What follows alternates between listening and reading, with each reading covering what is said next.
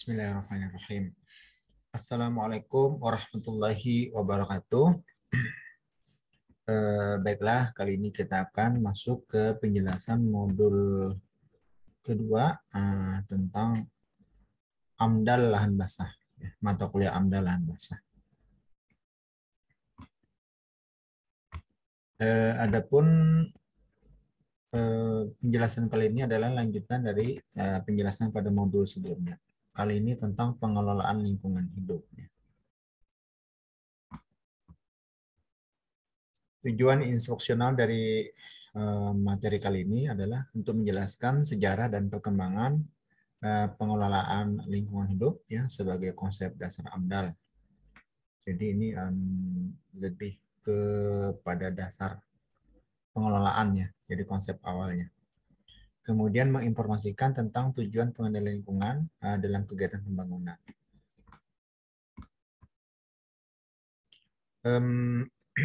Kita mulai dari gerakan dunia di bidang lingkungan hidupnya. Jadi ini sebenarnya sudah perjuangan sejak lama ya. Sejak tahun 1972 itu ada yang disebut sebagai World Conference on Human and Environment ya. Jadi pada tahun 1972 itu sudah ada semangat itu. Jadi tepatnya setelah Perang Dunia Kedua, kemudian setelah PBB terbentuk, baru kemudian kepastian terhadap lingkungan hidup itu diangkat ke permukaan sebagai gerakan internasional ya. Itu pada tahun 1972. Kemudian tonggak selanjutnya itu pada tahun 1983 itu PBB membentuk suatu wadah yang disebut sebagai WCED atau World Commission on Environment and Development ya. Ini tahun 1993. Jadi inilah tonggak kedua. Kemudian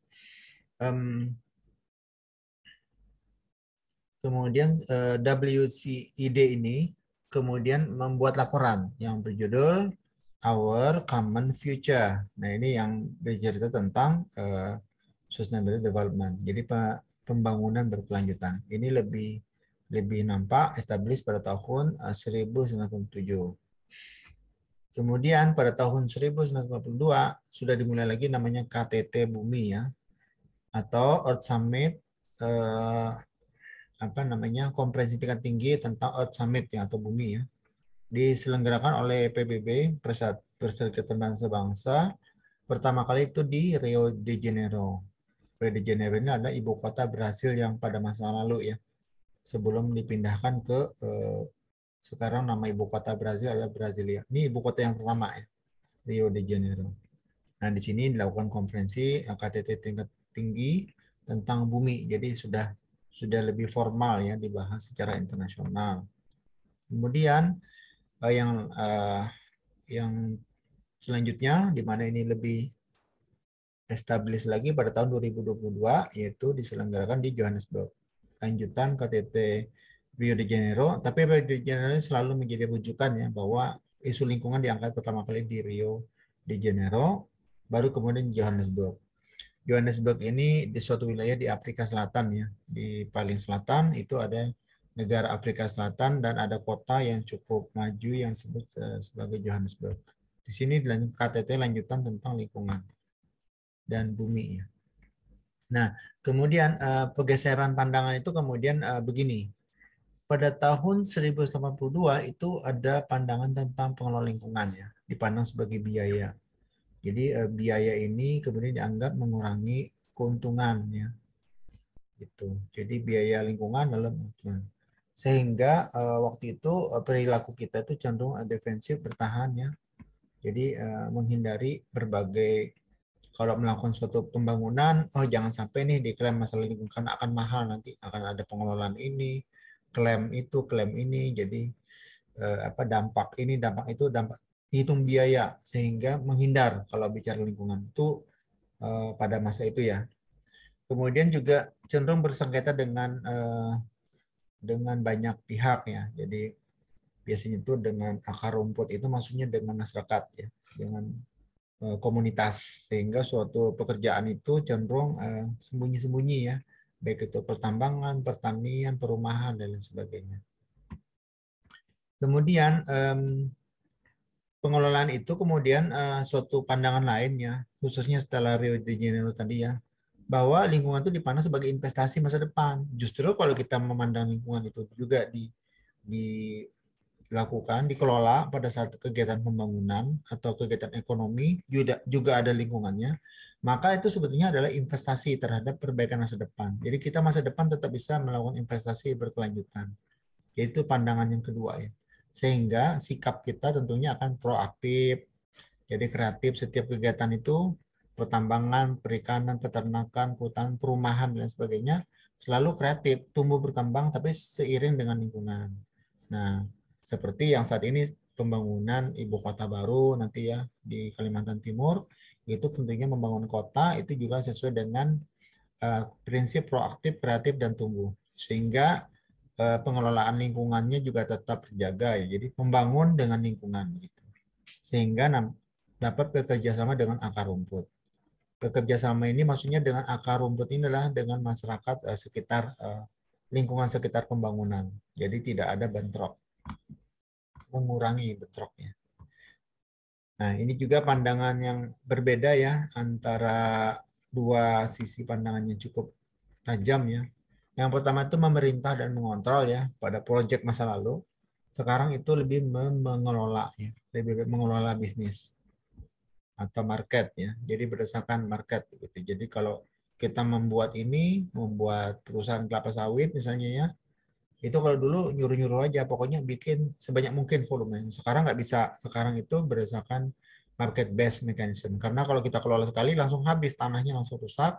Kan kita mempertahankan tanahnya supaya selalu subur, sehingga kita setiap menanam mengembangkan tanaman kelapa sawit, berarti selalu mengelola lingkungannya juga. Jangan sampai tanahnya cepat rusak. Jadi dikelola juga lingkungannya begitu. Jadi market based mechanism. Dan market juga melihat bahwa produk minyak goreng kita, misalnya kita bimoli dan sebagainya, itu dari lingkungan yang bersih. Itu juga menjadi isu penjualan market produk itu menjadi lebih sehat atau lebih baik di mata konsumen. Kemudian motivasi ya, kalau dulu itu kan kayak wajib itu terpaksa harus bikin dokumen analisis mengenai dampak lingkungan, terpaksa membuat perhitungan terhadap lingkungan gitu ya, karena wajib. Nah sekarang itu sukarela karena kita sudah sadar harusnya melakukan kegiatan itu harus ada efek lingkungannya, harusnya begitu. Jadi harus menggeser pandangan tentang pengelolaan lingkungan. Kemudian yang lain adalah tadinya itu sektoral, hanya satu sektor saja, bersifat terbatas atau parsial ya. Nah, sekarang itu bersifat sudah jadi satu, jadi sistem ya, atau sistemik. Jadi tidak bisa kita misalnya memperbaiki suatu daerah hilir tanpa memperbaiki daerah hulu, atau sebaliknya daerah hulu tanpa hilir.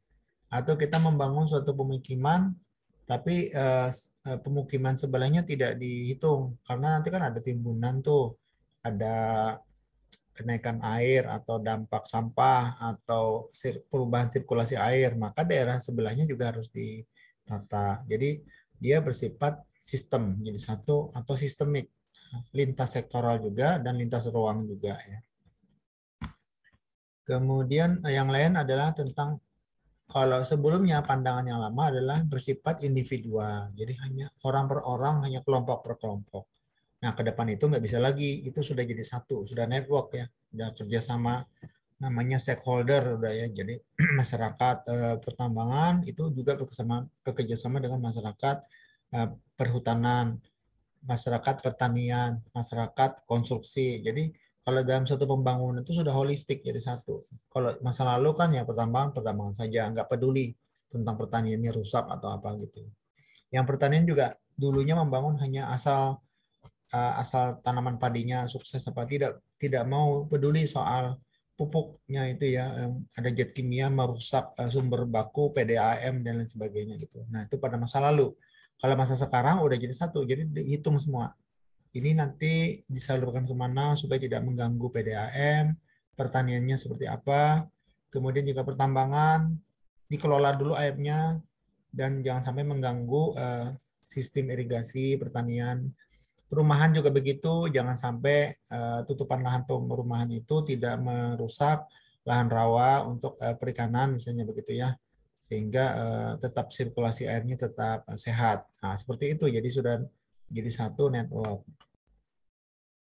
Kemudian sebelumnya itu bersifat hanya sebagai alat gitu ya, bahwa kalau ada dokumen lingkungan nih, dokumen AMDAL, dokumen lain sebagainya, hanya membantu supaya proyeknya goal. Nah sekarang enggak, sekarang tuh betul-betul hanya lebih ke nilai ya, nilai atau etika bahwa kita memang harus melakukan itu tanpa adanya kewajiban karena ini hanya sebagai syarat aja sebagai suatu proyek. Gitu ya. Nah ini tentunya sampai sekarang ini masih terus diperjuangkannya yang sebelah kanan ini ya, apa namanya, apakah itu yang disebut sebagai market based mechanism, motivasi sukarela, kemudian pengelolaan secara sistemik, pengelolaan jaringan, jejaring kerjasama network, ataupun bersifat fundamental ataupun etnik. Jadi ini yang masih diperjuangkan.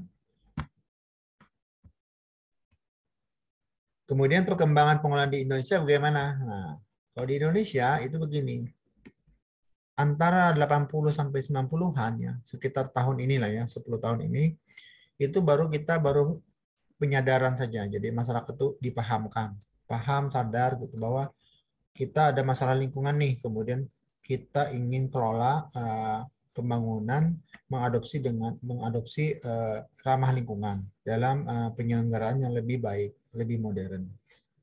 Kemudian pada dekade selanjutnya ya. Nah, ini sampai 2000-an ya. Itu sudah disebut sebagai fase penguatan. Fase penguatan institusi. Jadi sudah ada lembaganya tuh. Sekarang ada Bapedalda sekarang namanya ya. Di kementerian tuh Kementerian Lingkungan Hidup. Kemudian juga ada di provinsi itu juga ada ya. Kemudian di kabupaten dan ada Badan Lingkungan Hidup Bapedalda sekarang. Itu di situ yang mengeluarkan izin, tergantung nanti skala kegiatannya tuh sifatnya nasional, provinsi kah, kabupaten kah begitu ya. Maka dia lembaga itu sudah ada siapa lembaga yang menilai ya pengelolaan lingkungannya. Jadi ada institusi. Ini penguatan sekarang nih. Jadi lembaga itu dikuatkan. Balai atau badan atau dinas atau kementerian di bidang lingkungan itu dikuatkan.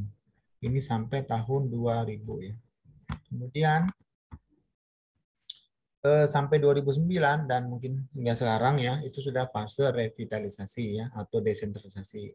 Kalau dulu kan masih sentralistik di Jakarta, sekarang udah desentralisasi seiring otonomi daerahnya sejak tahun 99 dan kemudian juga revitalisasi. Maksudnya tuh penyegaran metode baru, kemudian alat-alat baru, kemudian badan atau dinas tersebut itu diberdayakan, jadi pegawainya lebih banyak, kemudian alat-alatnya kantornya lebih laboratoriumnya itu lebih lengkap begitu ya, revitalisasi ya, jadi dia betul-betul powerful dalam menilai suatu kegiatan, baik itu kegiatan ekonomi pertambangan, pertanian, kehutanan, perumahan, peternakan, perikanan dan lain sebagainya. Seperti itu kira-kira gambaran perkembangan di Indonesia. Nah, bagaimana dengan sistemnya? Nah, sistem pengelolaan lingkungan itu bermacam-macam. Ada yang dengan menggunakan metode tradisional. Biasanya komunitas nih yang adakan komunitas. Kalau di pertanian biasanya ada P3A itu ya, P3A. Kelompok pembagi air gitu ya. Kalau di perkebunan itu ada kelompok-kelompok masyarakat ya, perkebunan, petani, kemudian juga di perikanan itu juga ada tuh kelompok nelayan ya, juga ada dan lain sebagainya. Kemudian selanjutnya konvensional sudah diatur atau dikoordinir oleh pemerintah. Itu namanya kelompok konvensional, sistem konvensional. Lalu yang terakhir adalah yang modern, yang ketiga yang modern itu udah gabungannya. Jadi diselenggarakan oleh pemerintah dan juga oleh stakeholder ya. Stakeholder itu bisa konstituen masyarakat ataupun komunitasnya ya, kayak tadi komunitas petani, nelayan dan sebagainya. Ragam instrumen pengelolaan. Nah, sekarang kita bicara tentang instrumen. Instrumen ini maksudnya adalah alat untuk mengukur pengelolaan lingkungan. Nah, di sini diantaranya adalah kuesioner-kuesioner ya biasanya ya. Nah, biasanya tuh dia lakukan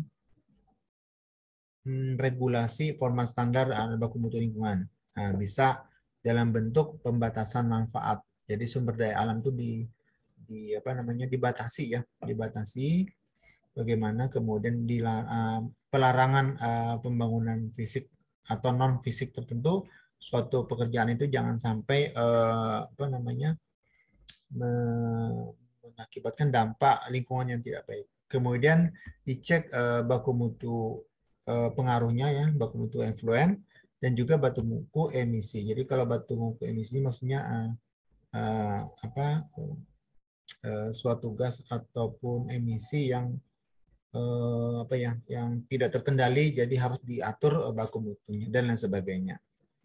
Kemudian yang kedua adalah tentang relokasi penggunaan sumber daya. Jadi kalau sumber daya itu misalnya tata guna lahan itu diubah-ubah. Jadi suatu lahan itu tadinya untuk kawasan pertanian tiba-tiba diubah menjadi kawasan industri atau kawasan perkantoran atau perumahan atau pertanian ya. Jadi ini direncanakan dengan matang ya supaya begitu dilakukan penggunaan sumber daya itu ya tidak berdampak lingkungan. Jadi kalau tiba-tiba suatu area itu tadinya pertanian dirubah jadi kawasan industri atau pertambangan misalnya, maka tentunya semua kawasan sekitarnya akan dirubah juga peruntukannya. Yang tadinya untuk mungkin sumber air baku berubah, mungkin untuk jadi berubah daerah-daerah lain, jadi daerah industri atau daerah pemukiman gitu ya, yang tidak masalah terpengaruh oleh limbah-limbah limbah kegiatan ekonomi lainnya seperti pertambangan dan yang lain sebagainya. Begitu halnya juga kegiatan-kegiatan yang lain. Kalau tadinya dirubah tiba-tiba suatu lahan pemukiman, kita rubah jadi daerah bendungan. Berarti bendungan itu tata guna lahannya untuk pemukiman dirubah jadi lahan untuk tangkapan air. Nah, lahan tangkapan air itu berarti jadi danau ya, danau buatan. Maka tentunya lahan pemukiman itu harus dirubah menjadi daerah lahan tangkapan air dan itu harus direlokasi dipindah. Nah, ini yang disebut sebagai rencana tata guna lahan. Jadi alih fungsi lahan. Yang kedua adalah juga diantaranya rencana tata guna air. Jadi tidak bisa dipisahkan antara air dan lingkungan. Jadi di mana ada air, disitulah kualitas lingkungan itu bisa terlihat. Jadi kalau pengelolaan air bersih, air baku, dan air kotor, air panas, ataupun air buangan kimia, dan lain sebagainya, itu dikelola dengan baik. Jadi dibikin zona-zona air yang memang untuk tangkapan hujan, ada yang tada hujan ya, untuk perkebunan misalnya, air yang digunakan untuk PDAM, untuk air minum, air yang memang hanya untuk pembersihan biasa, pencucian, misalkan usaha-usaha cuci mobil, pembersihan sepeda motor, ataupun hanya untuk industri, ataupun campuran konstruksi air yang tidak perlu diminum ya, itu juga dibedakan. Sehingga rencana tata guna air itu juga menjadi penting dalam rencana alokasi penggunaan sumber daya alam dan langka dalam konteks dampak lingkungan. Demikian termasuk rencana-rencana lain sebagainya begitu ya. Baik, kita lihat instrumen yang lainnya, diantaranya adalah ini kajian ya. Nah, kajian-kajian itu dikaitkan dengan pembangunannya. Jadi kajian lingkungan dikaitkan pembangunan sudah kita informasikan pada pertemuan sebelumnya bahwa ada yang disebut dengan analisis mengenai dampak lingkungan atau AMDAL ya. Kemudian ada yang disebut dengan UPL. UPL itu adalah upaya pengelolaan dan upaya pemantauan lingkungan. Jadi UKL dan UPL. Kemudian ada juga disebut DPPL. DPPL ini D-nya itu sebenarnya daftar ya. Jadi hanya daftar pengelolaan dan pemantauan lingkungan. Kemudian ada audit. Audit lingkungan itu kondisi seperti ini di audit seperti apa itu layak atau tidak. Kemudian ada juga disebut kajian lingkungan hidup strategis, KLHS. Nah, jadi dari beberapa jenis instrumen ini nanti tentunya dipilih mana yang lebih tepat. Biasanya kalau AMDAL ini kalau kapasitasnya yang lebih besar, yang lengkap, komprehensif. Kalau UKL, UPL itu kalau yang kapasitasnya itu lebih skupnya lebih kecil. Kalau ini semakin ke bawah semakin kecil ya.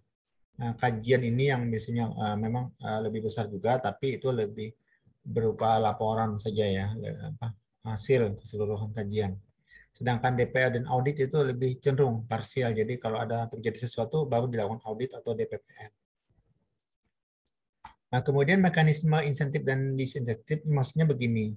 Jadi kalau di suatu kegiatan ekonomi itu ada insentifnya menghasilkan kegiatan ekonomi itu berdampak lingkungan, kalau dampaknya positif maka dapat insentif. Kalau menghasilkan suatu kegiatan ekonomi menghasilkan disinsentif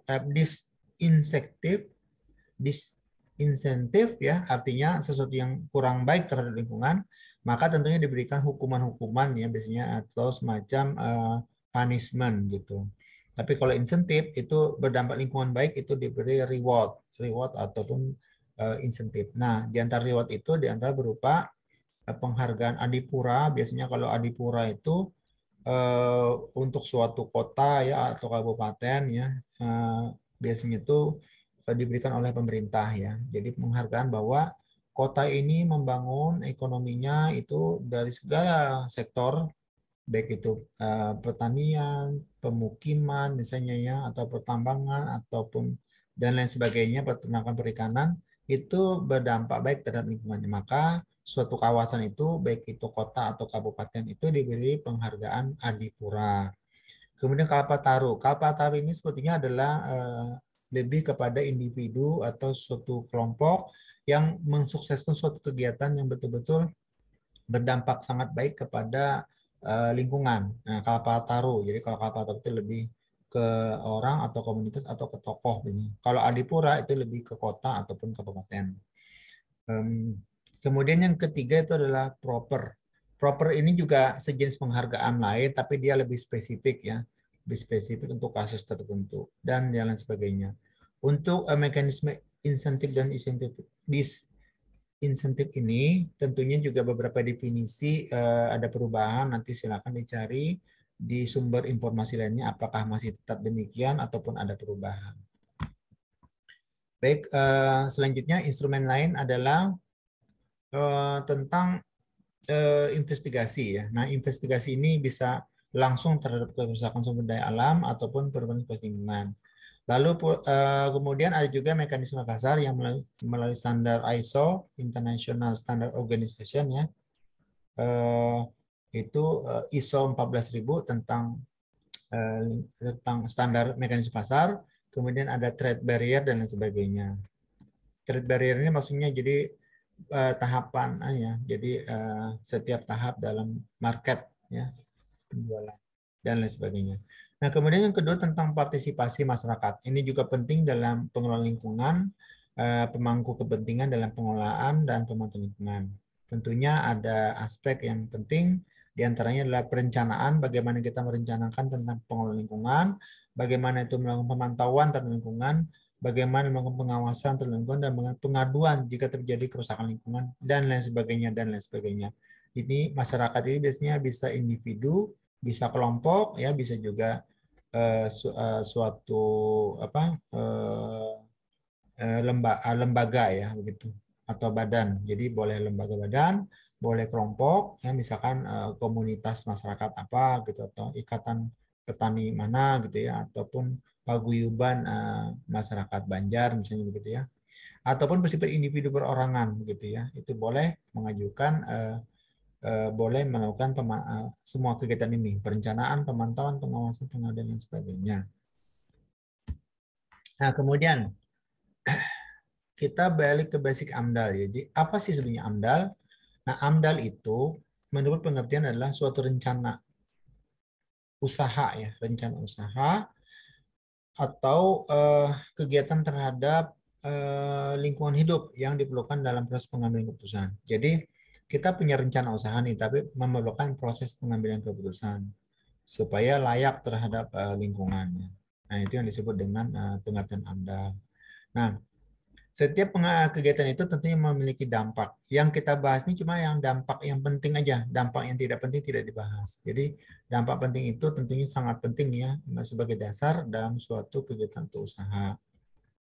Nah, kemudian AMDAL nanti akan terkait dengan izin izin lingkungan ya seperti itu. Karena izin lingkungan ini tentunya akan terkait dalam kegiatan ekonomi. Kemudian peraturan perundangan yang mengenai AMDAL. Nah, di sini ada beberapa peraturan di negara kita ya. Ini yang update, mudah-mudahan ini masih update ya. Itu Undang-Undang Republik Indonesia Nomor 32 ya tahun 2009 tentang perlindungan dan pengelolaan lingkungan hidup. Kemudian peraturan pemerintah nomor 27 tahun 99 tentang AMDAL ya. Kemudian Kepres atau keputusan Presiden nomor 10 tahun 2000 tentang Badan Pengelolaan Dampak Lingkungan atau Bapedalda ya. Kemudian Permen atau Peraturan Menteri Negara Lingkungan Hidup nomor 24 tahun 2009 tentang panduan penilaian dokumen AMDAL gitu. Kemudian peraturan atau permen yang sama ya. Peraturan Menteri Negara Lingkungan Hidup nomor 5 tahun 2008 tentang tata kerja Komisi Penilai ya atau KP ya. KP AMDAL ya. Komisi Penilai AMDAL. Dan ada juga itu peraturan Menteri Negara Lingkungan Hidup nomor 8 tahun 2006 tentang pedoman penyusunan AMDAL, gitu ya, penyusunan dokumen AMDAL maksudnya. Nah, beberapa peraturan ini memang menjadi dasar kegiatan pembuatan AMDAL ya. Di antaranya lagi ada Permen LH ya nomor 11 2006 tentang jenis usaha ataupun kegiatan yang wajib dilengkapi dengan AMDAL. Lalu ada lagi keputusan Kepala Bapedal ya, badan ini di tingkat pusat ya, nomor 8 tahun 2000 tentang keterlibatan masyarakat dan keterbukaan informasi dalam proses AMDAL. Jadi supaya akuntabel. Ini keputusannya tahun 2000 ya. Kemudian ini sama keputusan Kepala Bapedal yang sama ya nomor 124 tahun 97 itu tentang panduan kajian aspek kesehatan masyarakat dalam penyusunan AMDAL ya.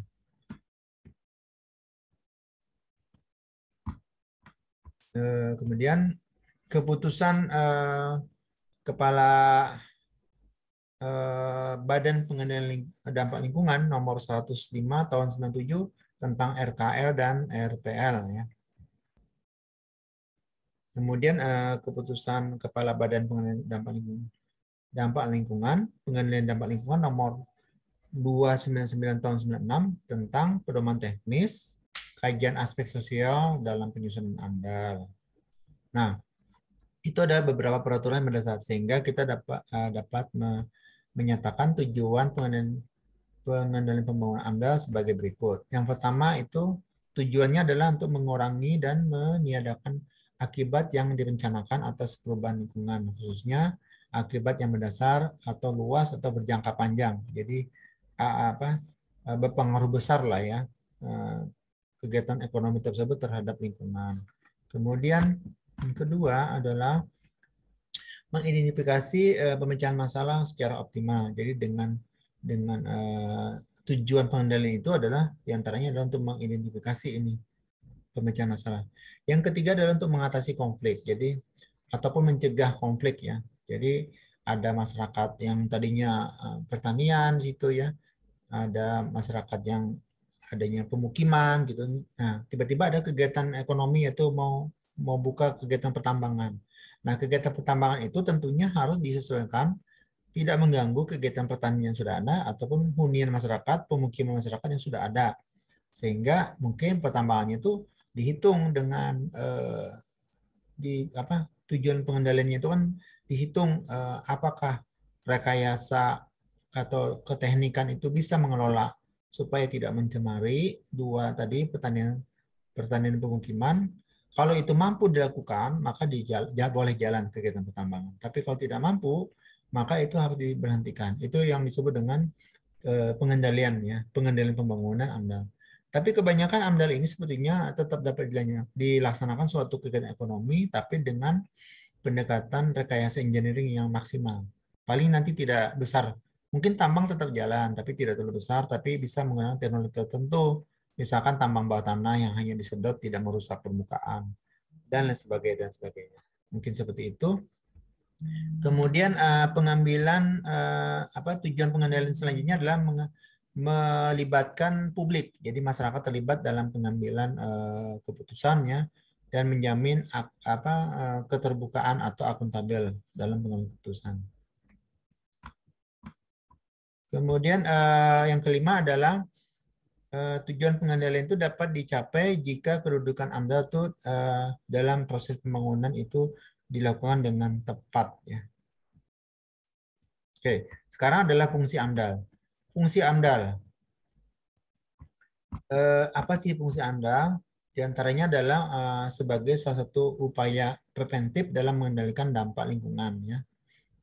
Kemudian kalau kita jabarkan seperti ini, jadi ada istilahnya pengambil keputusan ya kelayakan lingkungan, kemudian ada bagian studi kelayakan, kemudian ada perizinan dan ada perencanaan ya. Nah, nanti pada bagian kelayakan ini yang akan merencanakan teknologi yang cocok seperti itu. Sedangkan bagian perizinan nanti akan mengelola izin lingkungan dan perencanaan pengembangan itu pada saat nanti akan dibuat adanya kegiatan kelanjutannya ya. Jadi pengambilan keputusan kelayakan lingkungan ini tadi itu nanti menjadi pertimbangan dari tiga komponen ini ya. Kira-kira demikian. Jadi fungsi AMDAL itu akan menjadi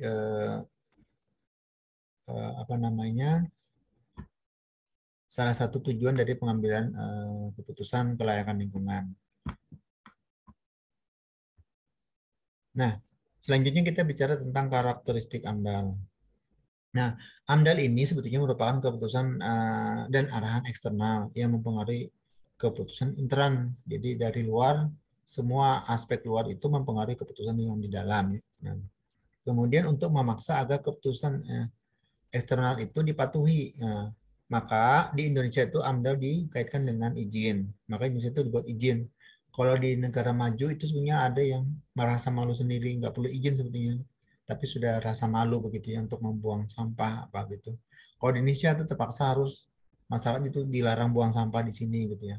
Itu tergantung pada kultur masing-masing. Kalau kita sepertinya harus dituliskan gitu ya. Nah, di banyak negara keputusan eksternal itu biasanya dikaitkan dengan kontrol sosial. Jadi orang tuh masyarakat luarnya lain yang menilai kita sehingga keberadaan masyarakat itu menjadi keterbukaan informasi yang menjadi sangat penting. Jadi kalau di luar itu suatu kegiatan yang kira-kira itu biasanya malu sendiri ya. Misalnya kita menerobos lampu merah atau misalkan tiba-tiba kita berbicara terlalu keras di kerumunan itu di mana orang semuanya dia misalnya di perpustakaan misalnya gitu, maka orang-orang itu akan memandang kita sebagai apa ya kurang baik lah sebagai kontrol sosial. Itu beda sekali kalau kita di negara kita di negara berkembang itu justru harus ada peringatan dulu dilarang atau dilarang dulu ada petugas yang melarang baru kita mau. Tapi sekali lagi bahwa keputusan eksternal itu memang dikaitkan dengan kontrol sosial. Jadi kalau kita budaya malu atau attitude kita harus menyesuaikan. Nah ini mudah-mudahan AMDAL yang berlaku di negara kita bisa mempengaruhi suasana kebatinan atau perilaku sosial kita. Kemudian yang lain tentunya juga adalah sebagai atau merupakan instrumen pengendali pembangunan. Jadi dengan adanya AMDAL, pembangunan kita jadi bersifat komprehensif ya dan juga situasional.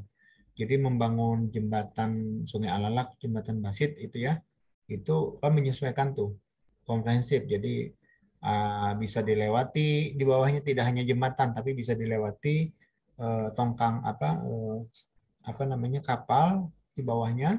Kemudian juga situasional itu karena waktu itu pembebasannya tidak bisa lurus, dia harus belok sehingga jembatannya lengkung belok gitu ya. Nah ini disebut sebagai analisis AMDAL-nya sudah mempertimbangkan segala hal ya.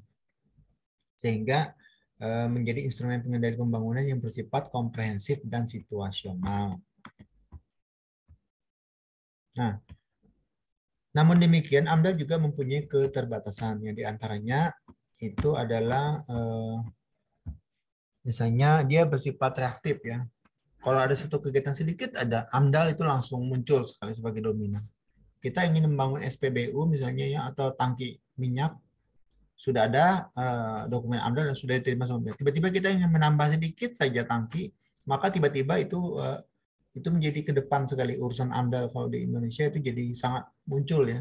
Oh ini harus dihitung ulang, di ini lagi, dievaluasi lagi. Apakah layak atau jangan-jangan itu malah mengganggu. Jadi padahal dengan tambahan sedikit kegiatan ekonomi, itu seolah-olah AMDAL itu seperti rubah total gitu. Nah ini yang sering disebut AMDAL itu seperti reaktif ya, sangat reaktif. Kemudian AMDAL ini juga mempunyai keterbatasan, kadang-kadang hanya sebagai proyek aja. Jadi kalau ingin dapat proyek AMDAL ya udah, proyek AMDAL itu hanya untuk membuat dokumen, jadi hilang esensi kontrol lingkungannya hilang, jadi hanya sebagai proyek dokumen. Kemudian yang ketiga itu AMDAL itu cenderung tidak ditujukan untuk pengendalian masalah lingkungan. Jadi tidak untuk pengendalian masalah lingkungan. Jadi dia secara parsial gitu ya. Karena dia tidak untuk secara parsial, maka dia AMDAL itu jadi sangat luas dan berat gitu. Kemudian AMDAL itu tidak dapat digunakan untuk kegiatan yang berkembang atau tumbuh terus-menerus. Karena dia kegiatan itu harus jelas dulu skopnya, nanti pelingkupan misalnya ya. Pelingkupannya jelas, maka AMDAL itu hanya segitu. Jadi kalau tiba-tiba kegiatan terus-menerus gitu, maka AMDAL susah. Sulit. Kalau misalkan tambang itu kalau ingin diklaim aja seluruh wilayah itu sebagai lokasi pertambangan. Kalau sedikit AMDAL, nanti begitu kegiatan baru AMDAL lagi. Jadi harusnya AMDAL keseluruhan. Sama AMDAL atau izin membangun gedung, rumah, IMB ya. Langsung dihitung langsung sebagai tingkat 2 atau tingkat 3. Meskipun pondasinya dulu gitu. Jadi dia jadi satu. Nggak bisa baru lantai 1 tiba-tiba ingin nambah lantai, harus bikin lagi semacam IMB atau AMDAL-nya lagi untuk bangunan atasnya. Sehingga dia kesannya itu apa ya, tidak dapat digunakan untuk kegiatan tumbuh. Jadi AMDAL tidak cocok untuk kegiatan yang tumbuh.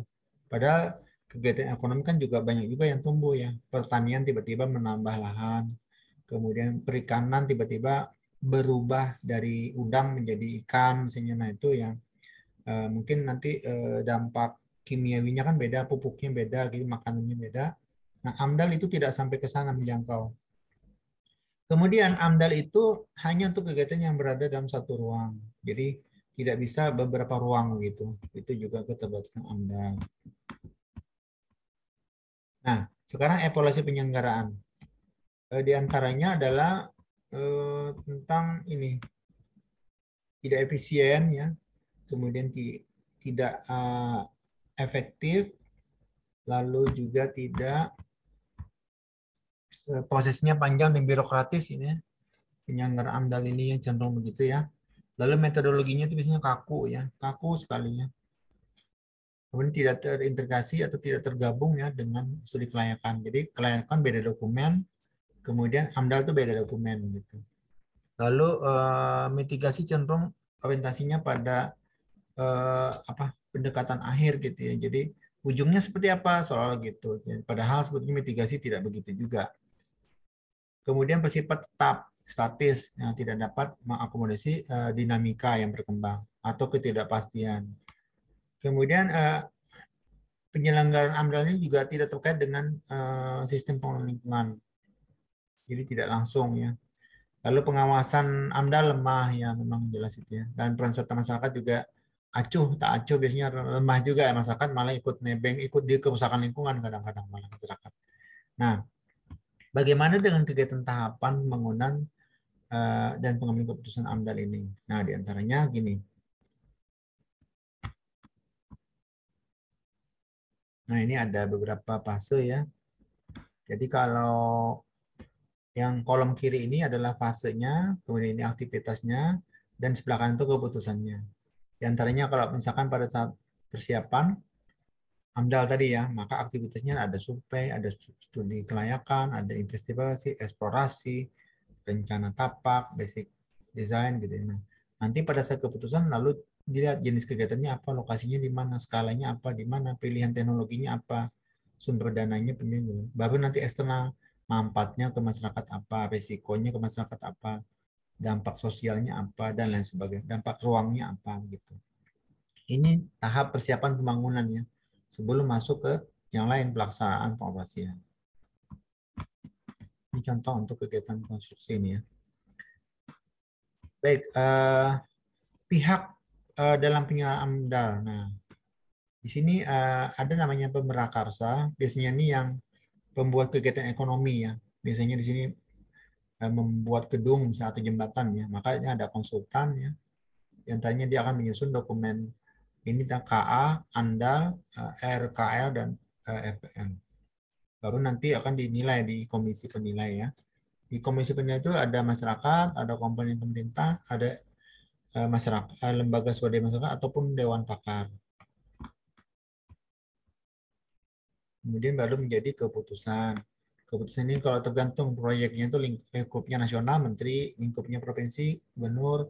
Kalau proyeknya lingkupnya kabupaten kota ya bupati atau wali kota. Ya. Baru nanti keluar organisasi kegiatannya ya. Baik, selanjutnya adalah prosedur penyelenggaraan AMDAL. Nah ini prosedurnya ya. Nanti ada tahap penyelenggarannya itu ya. Ada juga tahap pengambil keputusan. Tahap penyelenggaraan AMDAL yang cukup sering dibahas itu adalah penapisan yang pertama. Penapisan itu maksudnya adalah tahapan yang bersifat memilah-milah. Ya. Jadi berdasarkan instrumen. Jadi ini kegiatan apa nih? Yang kedua adalah pelingkupan. Pelingkupan ini adalah scope atau sektor apa yang dibahas di dalam lingkupnya seberapa besar dan sektor apa yang dikaji. Kemudian organisasi, lalu analisa, evaluasi dan seterusnya ya. Baru kemudian menjadi pengambilan keputusan. Tergantung nanti kalau skopnya kecil cukup RPL atau UPL, nanti baru lebih besar ANDAL, baru KA, kerangka acuan. Nah ini semua nanti baru dimasukkan dalam komisi penilai AMDAL. Baru kemudian masuk ke penyelenggaraan AMDAL itu mulai dari keputusan terhadap proyek, dari pejabat yang berwenang, baru kemudian implementasinya ya. Di sini untuk rencana kegiatan itu penapisan nanti ada yang wajib, ada yang tidak wajib ya. Itu. Jadi ada yang hal-hal yang penting, ada yang tidak, ada hal-hal yang berdampak penting gitu ya. Nah, karena dampak penting yang akan dibahas dalam nanti masuk ke pelingkupan, lingkupnya seberapa besar dan sektor apa, baru perakiraan dampaknya, baru evaluasi dampak. Kalau ini misalkan masih dampaknya masih bisa dikelola supaya tidak negatif, maka dilakukan iterasi lagi. Jadi pelingkupannya diulang, perkiraan dampaknya diulang. Ada teknologi masih belum pas, balik lagi begitu seterusnya. Sampai ada peran masyarakat ya. Nah ini adalah contoh proyek, ilustrasi proyek, dampak proyek sampai dengan level nasional ya, kebijakan makro mikro. Nah bagaimana dengan kawasan lindung ya, usaha dalam daerah kawasan lindung ya, misalnya hutan lindung gitu. Hutan lindung, gambut, resapan air, sempadan sungai. Nah ini danau, waduk, ini adalah kawasan-kawasan yang betul-betul dilindungi sehingga kegiatan ekonomi sangat dibatasi ya, tidak semua bisa. Pertambangan misalnya itu jangan diganggu. Kecuali teknologi yang sangat ini ya dan sangat urgent ya. Jadi ya resapan air jangan sampai dibikin perumahan karena di situ kan air masuk. Nanti tertutup kalau ada timbunan tanah pemukiman urukan gitu ya. Nah, dan lain sebagainya gitu.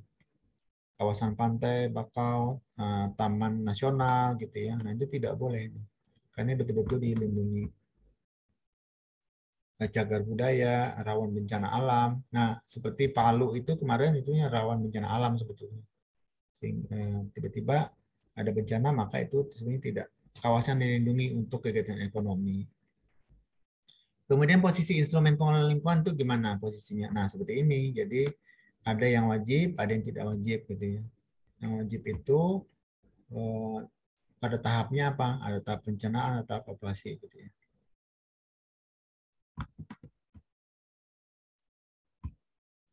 Nah, untuk teman-teman sampai ke modul ini maka diminta untuk mengerjakan tugas perorangan.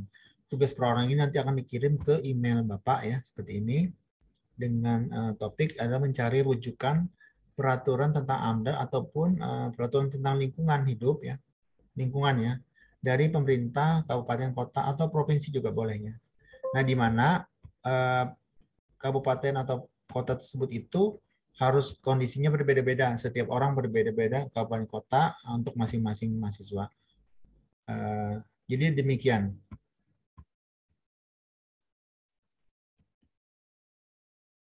Nanti tugas ini tentunya dicicil ya, karena tugas ini akan berlanjut ke tugas lanjutan. Sehingga tugas perorangan cari, yang penting dicari dulu rujukan peraturannya itu dipilah. Jangan lupa di Indonesia itu ada banyak sekali kabupaten kota, ada juga provinsi ya, provinsi itu juga cukup banyak ya, dan nasional juga banyak. Tapi Bapak sarankan kabupaten kota, pilihlah rujukan masing-masing ya, mahasiswa itu berbeda-beda.